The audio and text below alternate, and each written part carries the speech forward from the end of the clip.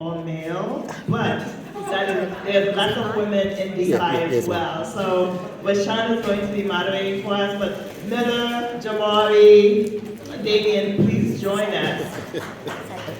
Like this is my wife. Rashawn is going to set the stage for the conversation, and we'll go right into it. Again, as you know, you have your bios that actually have within the program. So they will introduce themselves, but there'll be more details. Thank you very much, everyone. Take it away. Thanks, Claire, for the intro.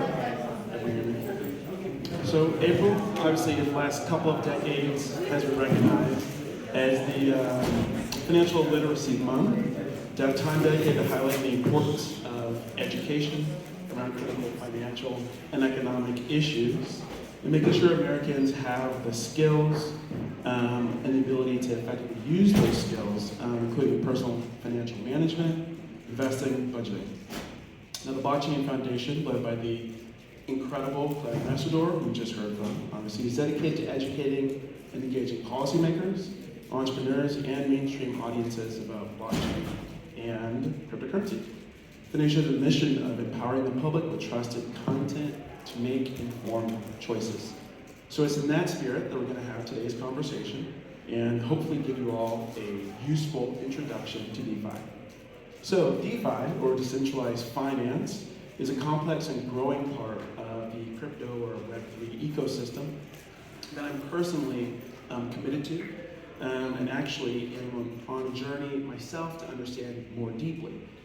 My name is Rashawn Colbert. I am head of policy at DYDX Trading, a company that builds a state-of-the-art decentralized trading platform. And so I'm just a couple of months into this journey. I just left 7 years working on Capitol Hill. So you see why I'm allergic to wearing a suit and tie. But so I really am hoping to learn a lot along with you all from our esteemed panel here. I'll go ahead and give each of you take some time to introduce yourself. And also, I'd like you to each give us a little bit on how you got into crypto. What was that first bite? Okay. Well, thanks to Clev. She stepped out, but thank you, Clev, for hosting this event. And I think that one of my favorite parts about crypto is you're always learning. So it's a blessing, not a curse. My name is Miller Whitehouse Levine with the DeFi Education Fund. We do education and advocacy around what this panel's topic is focused on. So we try to explain to policymakers what DeFi protocols are, what they're trying to accomplish, and why we think that they can be a net benefit to society. How I got into crypto, I was living in China at the time in 2013, and I think the government, or their system of government, I felt acutely while living there, and thought that while I was living there, I found out about Bitcoin, and it seemed like a technology that could uniquely empower individuals in a way that I think is acutely needed, and was all the more clear that that was the case while living in China. So that's how I first got into it, and for better and for worse, here I am today. Thanks, Miller, and thanks, Cleb, for all you're doing, for this industry and just to organize this event today. My name's Damien Scott. I'm the General Counsel and Chief Operating Officer of Coinless Ventures, a new venture initiative of the Coinless platform. If you're not familiar with the Coinless platform, we connect builders of the newest, most innovative crypto technology with early adopters. And similar to some of the themes that have been echoed today and in the previous panel, what really drew me into this industry is the ability of the technology to offer compelling new changes to the way that we interact and do business. I first started in 2017 as the general counsel of a pre-seed project that never got off the ground, but the idea was to use the blockchain to monitor development projects and also to use microtransactions with crypto to incentivize good behavior on the part of organizations funding those projects, and provide more transparency as well as kind of economic empowerment and inclusion. I'll stop there, and because I could talk forever about that whole thing, but we have a lot more to get to. Good day, one and all. My name is Jamari. I tell people go remember, Jamari goes Safari is Ferrari. Jamari, it helps just a little bit. I don't have it for Ferrari. I have it on Safari. Generally, when I introduce myself in this space, it's really a quick spiel. I came into this space because I was trying to figure out ways of doing decentralized voting. I didn't call it decentralized voting, I just called it web-based voting, and I was reaching out to various cryptographers to figure out how I can implement this. The cryptographer recommended blockchain to me, and I started digging into it to figure out how it worked.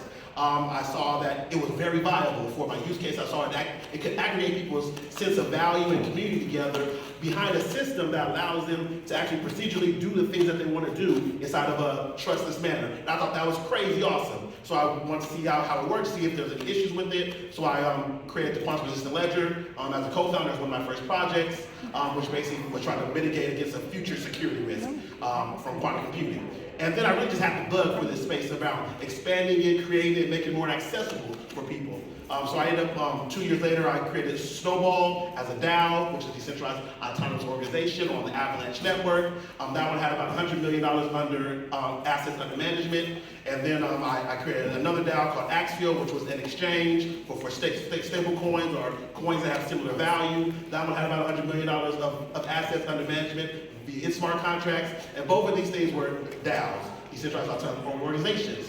And really, that provided me the opportunity to see a wider perspective of how difficult it is to onboard into the space. Because every new person I interacted with, I had to walk them through every single step of accessing all the opportunity that was in the DeFi, in decentralized finance, all the interest, all the yields, all the opportunity to make more money or make more over what they had, and to actually be part of those communities. So that gave me a perspective that I created DeFi Hub, which was kind of a mechanism to aggregate kind of all these experiences that I learned and automate the process of onboarding people. And that's kind of what I'm working on most recently, but that's a spin out from Snowball, which was now more of a venture DAO, which is an organization that supported the execution of organizations that expand DeFi. So that was my quick rundown of myself. Hopefully that was helpful. You know who I am. I'm Jamari from the Bay Area. I'm married and I have 3 kids. And yeah, I'm glad to be here. Y'all are all beautiful people. Awesome. Thanks so much, guys, for the intro. And I think before we really dive in headfirst into the deep end of crypto that DeFi is, can you guys give me a little bit of historical background of how we got from point A, the introduction of this white paper in 2008, to today? Obviously, a lot has happened, and so we can't go into everything. But kind of how did we evolve toward this stage we're in now? Whoever wants to go first. Well, I can jump in. So, obviously we start with the Bitcoin white paper that I think we're all familiar with. We talked about it earlier. There are copies outside. There you go. Thank you, Clef. And there was a long-standing problem among cryptographers, other people trying to do electronic money, and what Bitcoin solved was the double spend problem, right? So that is, if Bob pays $10 to Alice, he can't go and pay $10 to Steve because the public ledger tracks that $10 was already spent, right? So the immutable public ledger is a big innovation here. That's 2008 in October, move up to 2015, and with the launch of Ethereum. And that introduces both the Ethereum virtual machine, kind of a blockchain-based cloud computer. So think of Amazon Web Services, but that actually more like a processor that actually processes compute. And smart contracts. And what are smart contracts? They are automatically executing contracts with predetermined inputs and parameters. And that is really what opens up the world to DeFi, where people can transact on a peer-to-peer basis without intermediaries. Main use cases that we've seen unlocked are automatic market makers and where you have pools of tokens liquidity pools where users deposit their tokens to provide liquidity to these pools so that people can go and make automatic transactions, exchange transactions with one another. And the users who deposit their tokens to provide liquidity are rewarded with some sort of a percentage of the fees generated by this protocol. And unlike Seth's example of self-custody, there is counterparty risk here because your counterparty, when you're depositing those tokens, is the protocol or the suite of smart contracts into which you're depositing them. So, very basic level, that's it. But please, No, there's a lot more, so please. Absolutely. No, I think I'd love to dive into a few of those. Already we've gone across a couple of interesting terms. I think that a lot of folks, might not hear if they're not, in DeFi all the time. I think, Jamar, do you want to take a little bit of a crack at some of those broader terms that are commonly used that help sort of define what the decentralized finance is? Yeah, sure, I'll give it a crack. So, I'll start here. When we talk about DeFi, we're talking about decentralized finance. And what does that mean? It means that we are trying to recreate financial systems and institutions inside where it's normally a framework where you have a bank or you have MasterCard or Visa, which are centralized entities that are keeping account of your records, to a system that is decentralized where each and every one of us has a responsibility for managing those records, right? So it's imagine everybody in here has an envelope, and every time I want to make a transaction, I yell, "Hey, add $5 to my tab," and y'all have to write it down on y'all paper, right? And then update it, and then we all make sure we have consensus on that, right? That's what the decentralized ledger is. So in that system, how do you now create ways of actually trading? Like, how do you create an order book? Order books are like when you're trading stocks, or you got to see the price, you have a buy and sell order. How do you create something like that inside of a space where everybody has to come to agreement? Because order books are supposed to be fast, right? But if everybody has to come to agreement, then there's going to be some lag, there's going to be some time. So therefore, they created something that's called AMMs, which are automated money market, or automated money makers. Market makers, right? So these automated market makers are a way of actually, you're pooling together like the both sides of that trade. Like if you're trying to trade Apple stock for dollars, you're getting some Apple stock and you get some dollars, and you both put the equal amount together. So then everybody now can trade into that pool of money in and out, right? And then therefore that's going to be your mechanism of discovering what the prices are. So now you built a new system of trading in a decentralized manner that is actually robust enough that even though we all have to come to agreement, that's actually a system that can work under that particular paradigm. But then as I said, but what do I get for putting my money in there, right? Like, why would I do that? Like, my money's just sitting there? Well, I'm going to give you some fees, and you know what? I'm going to incentivize you to actually have governance over this entire protocol to be able to do some other stuff, right? So now I have incentives to put my money in there, and I'm making fees, right? So now I have a revenue-generating protocol. And that revenue-generating protocol might want to use those funds to do other things. So now we're talking about composability. You're composing a new financial system step by step based on the needs of operating in this new entire paradigm where everybody is in control and understanding of what's happening in the financial system. So that there's no hidden doors, there's no high frequency trading happening in the back rooms, because everybody knows what's happening up front right before them.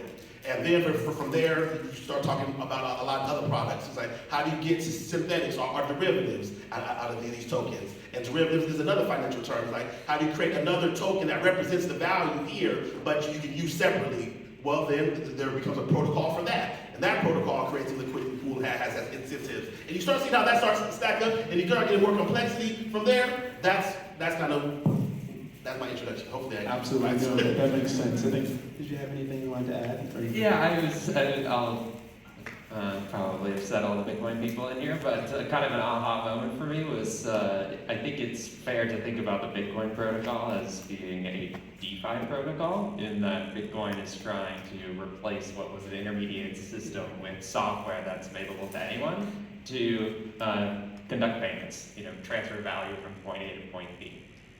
DeFi, or what is referred to as DeFi, takes the same concepts using the same technology and applies it to other economic activities beyond payments, like exchange of assets, asset A for asset B, and doing that in the same way, using software that anyone with the internet can access.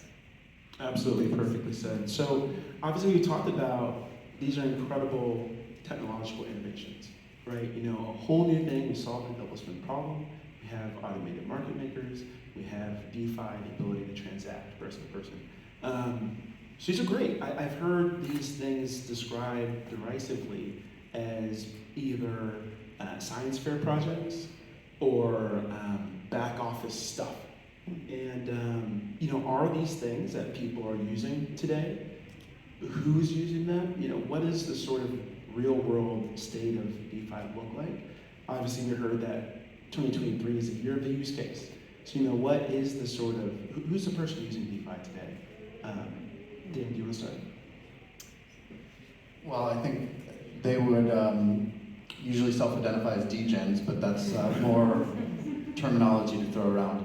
But no, I think, you know, there's definitely a lot of use going on. I don't have, Miller probably has better numbers offhand, but there is a great deal of usage of a lot of these protocols, and I think one of the main points of interest is, you know, despite in light of the failures of FTX and the banks and whatnot, these protocols are still being used and are still functioning, so the fact that they survived through this and didn't kind of fall apart when other things were falling apart is a use case proving that there is, you know, really something of value there in light of these other problems on our financial system.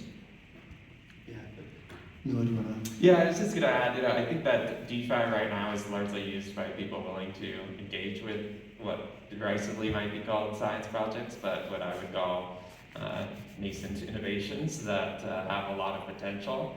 I think that you know, this really came to be in 2019, DeFi protocols generally. So I think that the nascence of it is reflected in many of the risks that are present in the markets today.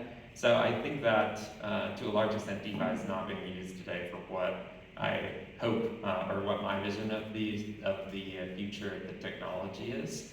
But I don't think right now that is necessarily a bad thing, because it's not ready for prime time, so to speak. There is smart contract risk, and there is all sorts of risks. It's highly speculative.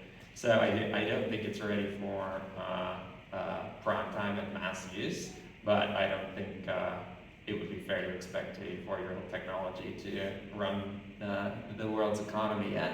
So I think that, you know, to the extent that public policy is about limiting negative externalities, to a large extent, the state of the market does that today, because to Damien's point, there's a whole lot of degens. That perspective is super helpful, I think. It's only 4 years old. Yeah, Jamari, how do you think it's going to grow? You know, so right now it's still nascent, but you know, how will it be, you know, put into real life? No, absolutely. So one of the things that we also have to be aware of is, even among cryptocurrency, DeFi, Web3 users, only 5% of users who have digital assets are using them within the DeFi space. It's actually a minority of people that are using it. And that's because of the complexity. So that's the first part of growth, right? Of moving people from sitting on exchanges where they purchase digital assets like Bitcoin, Ethereum, and AVAX, XRP, and actually going out and leveraging those assets for whatever utilities that are possible for them, right? So that's the first transition of growth for DeFi. And then there's also, when you get there, you also have to talk about how do people onboarding are moving across into this space and understanding it. So there's a whole, as we talk about education, education is probably the largest piece of the puzzle that is making DeFi difficult for people to leverage, right? Because there are yield opportunities, like on stable coins, you can normally get between 2 to 6%, like on stable coins, right? Which is much better than you'll be getting on a bank. And these are stable coins that have a variety of backing. Some of them are backed by other assets that are volatile, and then they have fluctuations with that. Some are backed by US dollars, like Circle, and supposedly like USDT Tether. And there's BUSD, and there's all these others that are backed by dollars. There's some fractional ones, and there's all these stable coins, right? But they're supposed to be equal to $1, and you can redeem them. So if you make 6% on them, and you take out the risk, you say the risk 1%, you're still making out like a bandit on it, right? Like that's a massive opportunity right there. There's things like streaming payments, right? Where right now, when you get a paycheck, you get a paycheck every 2 weeks. In most cases, right? Some people get paid once every month. Some people get paid every week. There's not a lot of places where you get paid, where you can get paid hourly, or like you can get your check every hour, right? But DeFi actually offers the opportunity for streaming payments, where they actually deposit the money into account, and then as time progresses, it actually releases those funds to you to claim at your leisure, right?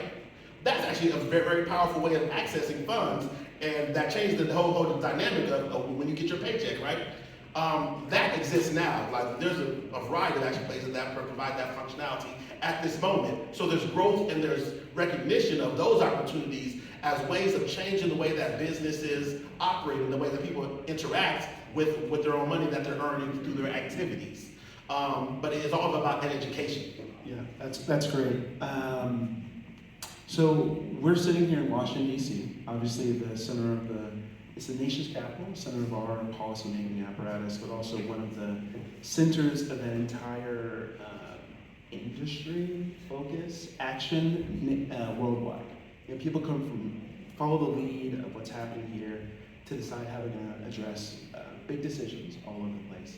So what are some of the, obviously we just had a panel looking at larger crypto with policy just before us, but specifically with DeFi, what are some of the policy implications from decentralized protocols, and what are some of the ramifications? Like, how will this change society? And we can go as zoomed out as you like on this question. Sure, I'll start with the more zoomed in on the challenge from a public policy maker's perspective. I think the root of the issue is that the entire financial regulatory regime, as it's been constructed over the last 150 years, has been predicated on the assumption that individuals need to go and use a business's service in order to engage in financial activities. For pretty much everything outside of paying for cash, you're interacting with some third party, be it a credit card provider or the New York Stock Exchange, to engage in financial activities. And those are the businesses that have been leveraged to accomplish public policy objectives via regulations. You go to your bank and they, for example, have to make sure you are who you say you are, such that with the objective of illicit actors not using the US financial system. The question, or the problem, depending on where you're sitting, that DeFi poses is, what do you do? How do you accomplish the same policy objectives in a world where software is effectuating those services? People are interacting with software instead of businesses in order to do what they need to do. And we are not prepared for that world because, again, every single regulation that has been developed has just assumed there would be some custodial intermediary helping people access those services. So the question becomes, how do you develop new novel tools and tactics to go about accomplishing longstanding policy objectives like consumer protection, anti-money laundering, etc., in a completely new way, just out of necessity?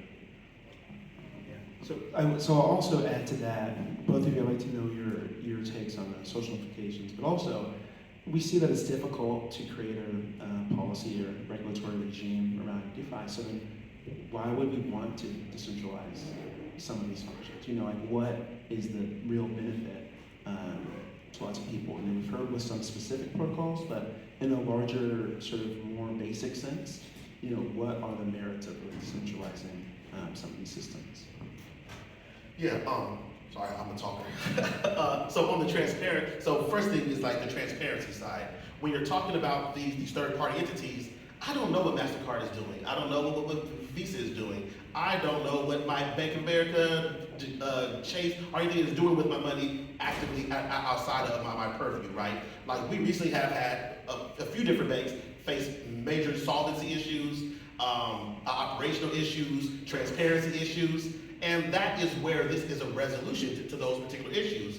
These decentralized technologies are typically they're open source. The code can be seen. You can actually see what the current balances are. You can understand the operational flow of it. You can have people actually providing audits and insight to it that aren't necessarily insiders to the organization. A third-party person who has never interacted with that protocol can come and look and say, hey, that looks weird. Well, what's going on here?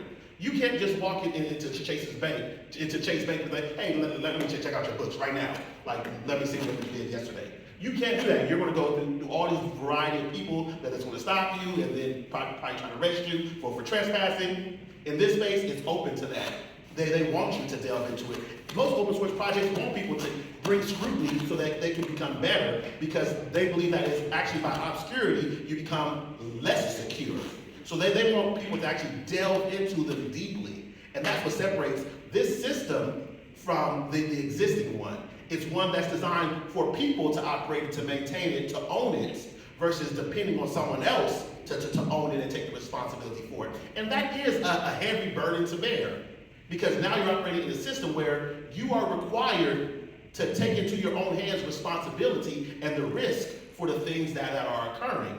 So therefore, instead of making things more difficult, on the policy side, which is what I see them trying to do, make things more difficult, they need to actually make the path easier so people can understand and see with clearer eyes what is happening in front of them. And that's kind of where the stuff I work on is from. It's like, I want to make sure that people are able to better understand what they're doing and why they're doing it. Where are these yields coming from? What assets are they interacting with and why? Like, what is this asset that's supposedly making money? Is something underlying it? Is it a governance token? Is it something that's just made up and a meme and people think it's funny, so therefore all of a sudden it's worth thousands of millions of dollars because people was laughing?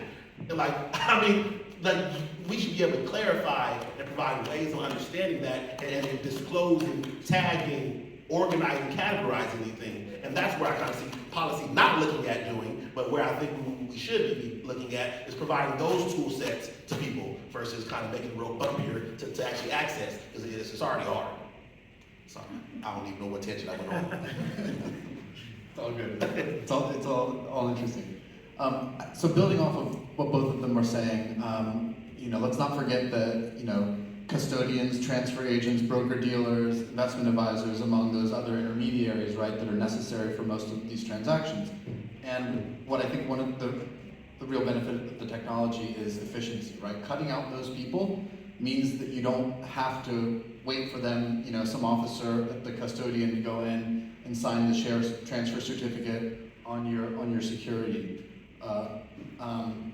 And moreover, there's the potential for the technology to provide a lot of transparency, so you don't have to go and say, hey, what are you guys doing? When are you going to get this over to me? What have you? And kind of back on this question of the U.S. versus the world and where we stand in the policy hierarchy or the policy development hierarchy. I just point out that we have a very idiosyncratic system, our federalist system. We have, an alphabet soup of agencies who write rules that affect the system, from the CFPB to the CFTC to the SEC, OFAC, I can go on. The IRS, as we heard from the last panel. So as much as, I wish we were more of a great example in this space, I think one of the big challenges that we have is the fact that the authority and the regulatory authority is so disparate, so dispersed among so many different actors that it's hard even for them to get coordinated. And when they do, arguably what we get is choke point 2.0.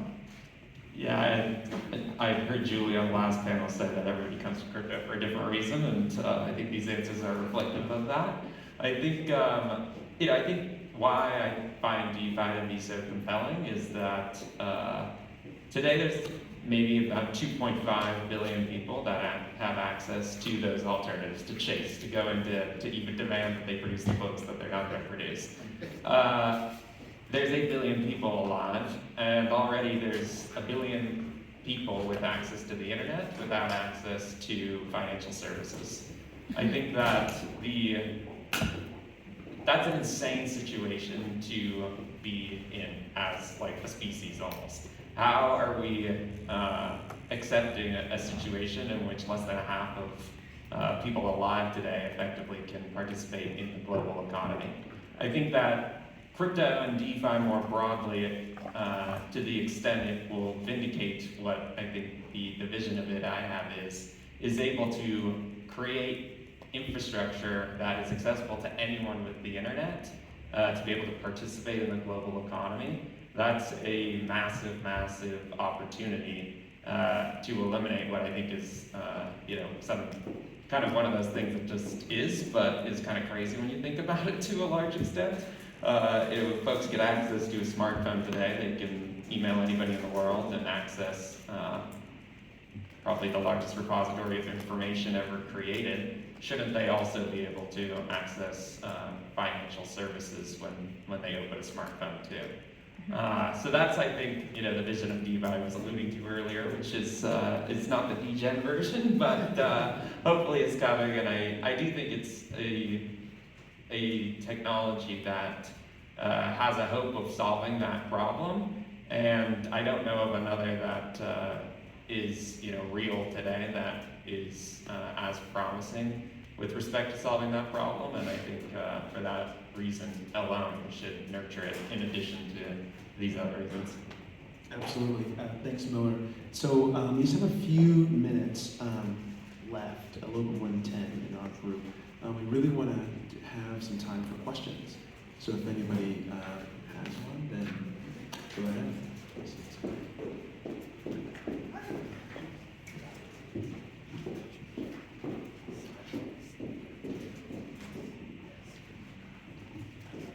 Thank you guys for this amazing panel. I had a question regarding how DeFi products are going to be regulated. For an example, you were talking about interest rates for holding, whether it's Ethereum, other assets. Origin protocol is a great example of being able to earn interest on your Origin token, your OUSD. But as we're talking about regulation. As these organizations are kind of acting like a bank, how do we regulate that? And what would that look like compared to all the other assets that are also under the same screen?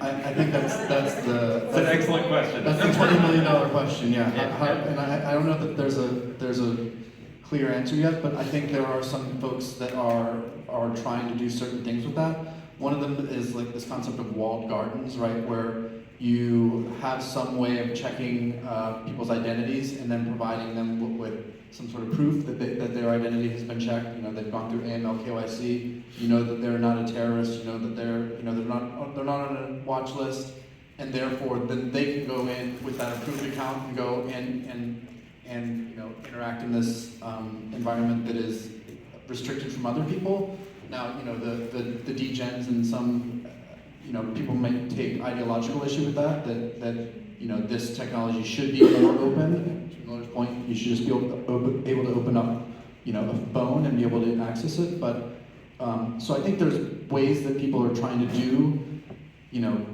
this sort of, I don't know, maybe you can call it sort of a hybrid DeFi, in an effort to address these things. There's also others where, validators in certain networks will self-censor and not service like certain addresses that appear on watch lists.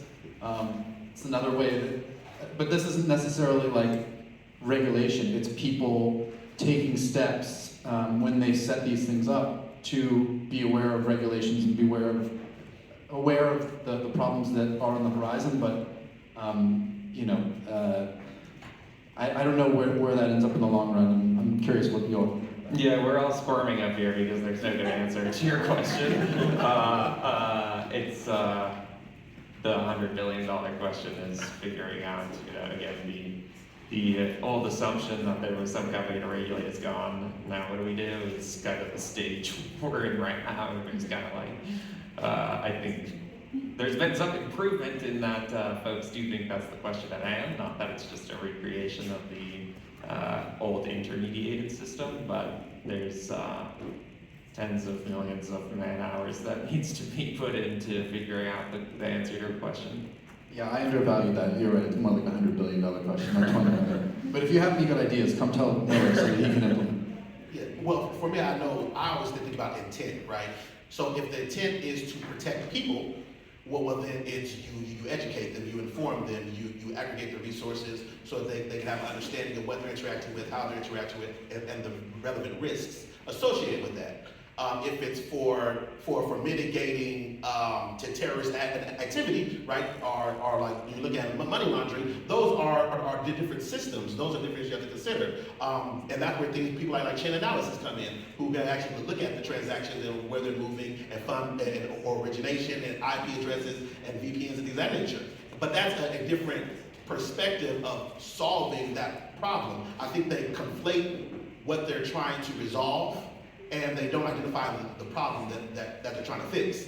And sometimes when they're trying to fix it, they're making assumptions about who people are, right? It's like, you're too dumb to figure this out, so just don't do it, right? And that's not necessarily the way I view the way people interact with this space. People are making like choices for themselves to interact with something that they know is risky for the opportunity that's there. Just like people who are well endowed with funds, but to take risky choices and become broke, but then can become rich again just because they had money in the first place. And this is people who have been historically disenfranchised from opportunity, looking for ways of creating something of value together. And I think it's the perspective that's actually the issue, not the methodologies. I really enjoyed that comment. It's the perspective, not the methodology. Just a quick question. First of all, I love all your comments. Down in Miami-Dade County, we're about to start opening up a municipal blockchain pilot for a lot of different non-finance, but system use. I just want to get your opinion. If you've seen any applicable use cases for the public where the DeFi structure will work, similar to a bus structure, or how you have vending machines that may be owned by the whole community, but people can use them. What have you seen? And then, if you haven't seen, what do you predict that DeFi in the public, maybe public parks or the public toll bridges, or whatever, what will happen somewhere the public can use, and then they pay the funds, and then those funds go back into that system where nobody really owns it, but everybody owns it. Have you seen those, and what do you think? Oh, real quick, I'll be quick, hopefully. One of the projects that I really like, it was in Berkeley. Ben Bartlett, he allowed me to help consult with him on doing micro bonds. So basically using blockchain technology as a way of doing smaller projects that are bonds offered by the city for various projects, and that have a return back to those users as a way of increased accessibility, but also extending what the city is capable of doing within their area. I thought the micro bonds concept was really powerful, and I would love to see more people doing due diligence on that. DeFi? Yeah, I mean, but bonds are DeFi oriented because it is money for some service being created with some maturity rate and all that. But it's also about the governmental operations, right? It's about how you're funding the work that you're trying to do in a way that's sustainable and also gives back to the community. For the access of the public. Yes, right. Yeah. Public access to the micro bonds, which on boards however you need to.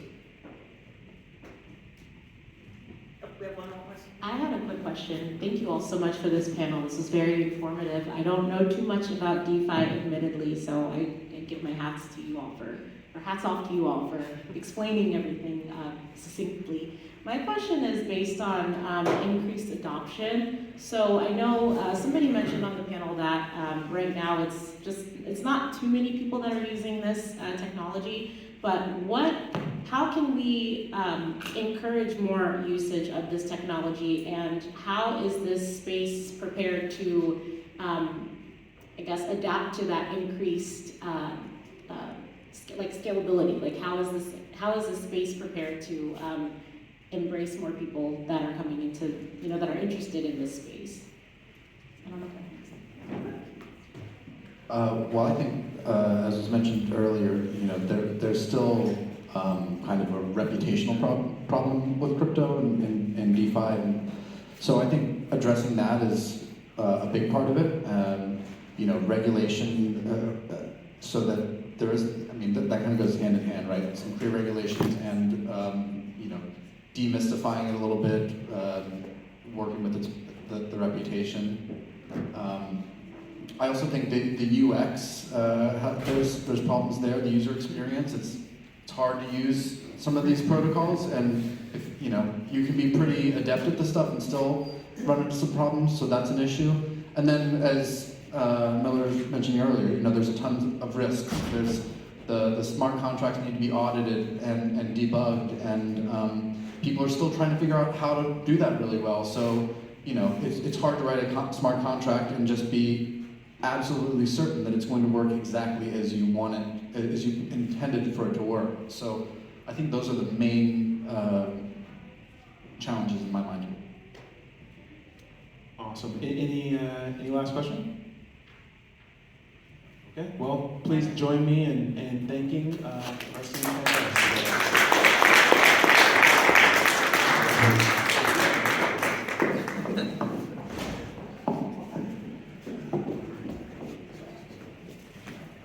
Thank you. Thank you for that awesome conversation. If you were a little